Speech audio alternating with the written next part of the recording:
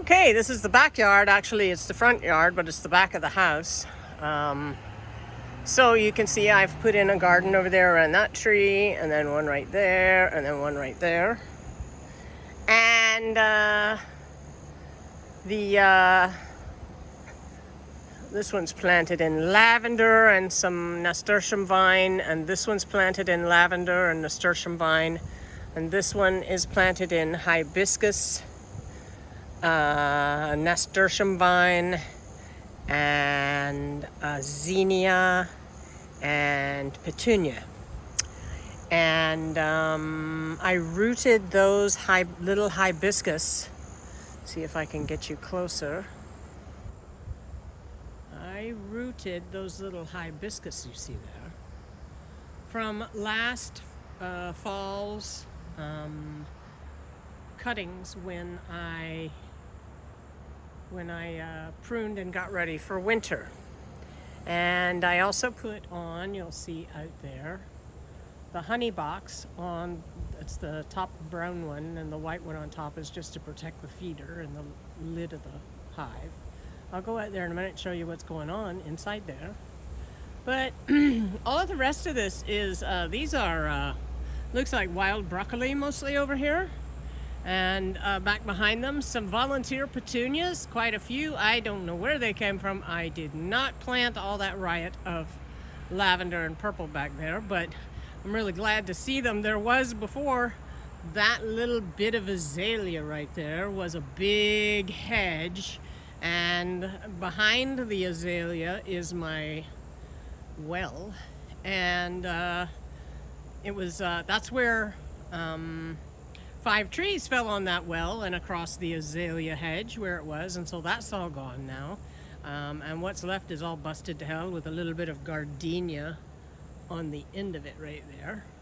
Anyway, so we got the wild broccoli going over here, or broccolini, I'm not sure what it is, honestly. And the sprinkler is all set up. I will be having to do a little hand watering over there on that side of the tree to get those petunias the water they need, but that's not a big deal. I've got the hose coming, and it'll hook on right there on that sprinkler Y splitter, so that I can easily hand water and also water the peacocks over here. Coop is adequate. Needs to be bigger. I need another 10 by 20 because this male right here, probably my healthiest, biggest, strongest, named Talisman, was beating the hell out of Solomon. That one that you see right over there, barely see, I should say, because there he is hiding behind the wire. And there's a hen over there. And Jasper, the other best rooster that I have, is probably on the roost, and I just can't see him from this angle because he's behind the tree. He's a Java green. Anyway, that's recovered enough from. I'm going to grow the vines up that tree and run a wire across, and then grow the nasturtium vines as much as possible all over the coop. And I have another silver tarp like this one. It'll look much better down here. I'll be replacing that, and I need to finish strawing the coop. I have a bale of straw still to put in there, but turns out I'm allergic to, it's not really straw, it's Timothy hay, and I'm allergic to it. So I want to show you, so I've been putting off actually dealing with the Timothy hay and getting it in there because it's really hard on my sinuses. Anyway, I want to show you, I told you about planting clover all out in that field, and I did indeed. And right here, there was a root of a tree. There was a tree right here, one of the 5 that fell on the peacock coop that was right here and beyond it on the well. But you can see here, because it's a low spot, this has held a lot of water, and we have a lot more growth in the crimson clover. See the pretty clover heads? Isn't that lovely? There's a lot, and they're quite tall here because they've gotten so much water. Out in the field, not so much. Let's take a walk over there. Oh, did I miss you? Yesterday, I spent a large part of the day trying to kill nightshade, which is growing all over the place here. So, isn't this lovely? I don't know where these guys came from. I really don't. I have no clue. But they're all over out here. I'm wondering if the seeds weren't attached to the underside of the equipment of the fella who mows for me. But look out here. I haven't watered that spot where it's a divot. I haven't watered it at all. Yet, if you look out here, that's all clover out there. There's just not much activity because there hasn't been enough rain for it, honestly, to get it to come up as fast as it did back there. So now I know in a month or so the clover should be going great guns and red all over the place. But right now, not so much, because this is actually the dry season for us in North Florida. There's my beautiful new well. Anyway, let's wander back and see what's going on with the bees, because the bees are busy and they are beginning to move into the honey box. If anybody recognizes this plant and can tell me what it is, I'd appreciate it. I'm undecided. It was full of blossoms when nothing else was, and the bees were hungry, and I didn't want to give them sugar water because they would put it up in the honey comb. Interesting behavior happening over there. What are they doing? They're not even buzzing their wings hard. I don't understand why they're doing that. It's very strange behavior. Look at that. What the heck?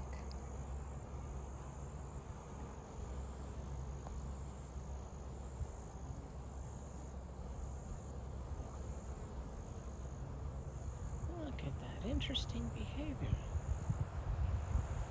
It's almost like they're swabbing the deck, cleaning that box or something. That box right there has a lip on it because it's designed to be the bottom box. And I plan on splitting this hive later. So I put that little door blocker on the front of it. There's supposed to be a landing pad there like there is here. But later when I split the hive after the summer honey flow, that will be a bottom box. But I'm fascinated by this weird behavior. I have never seen this, and my ex-husband kept bees. We were together 10 years, and I screwed around with the bees frequently with him, and I never saw anything like that.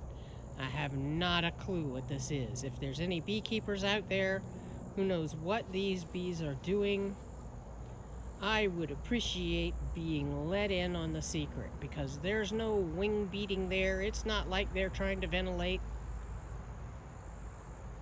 I do not know what's going on. I do know I see one little bee right there. Oh, she stopped. She was very excitedly acting like she was telling the other bee something, and then she stopped. Anyway, that's some weird behavior.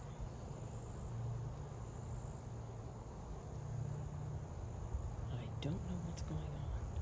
Meanwhile, let's go around here and have a look inside. See what the girls are up to.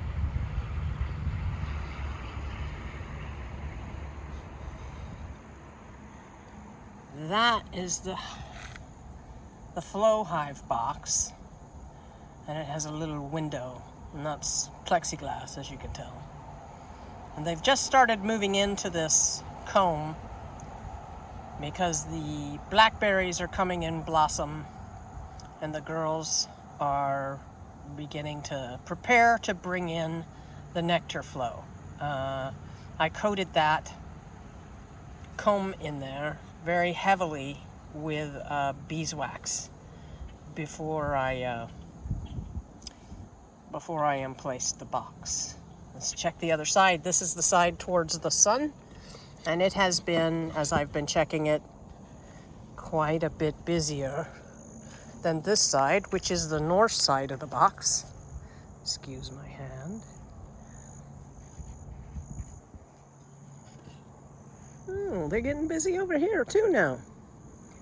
And you can see I'm actually going into the comb cells.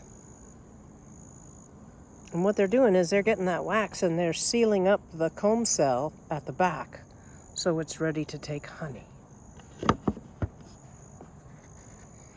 And obviously they've calmed down a lot since our debacle. I can now stand next to them. I mean, I'm right next to them. And they're not bothered by me again. I'm still really fascinated with this behavior. Oops, so sorry. Just about dropped you there.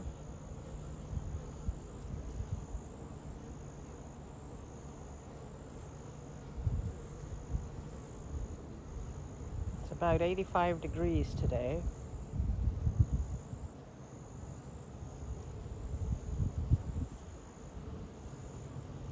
Clearly, they are doing something with their mouth parts against that.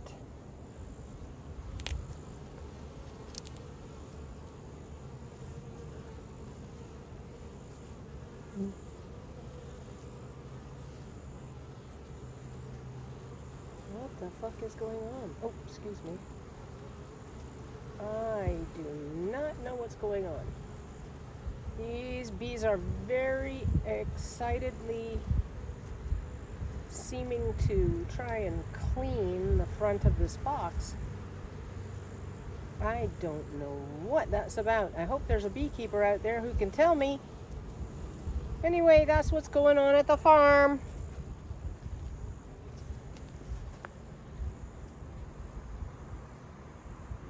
So things are keeping apace. They're on schedule for me to get everything done around here after the hip surgery. I will be concentrating on, instead of the yard, which had to be planted. Actually, I was 2 weeks late to put the seeds out. In this part of Florida, you want your seeds out by mid-February, so they are already sprouting by this time. But the seeds are in now, and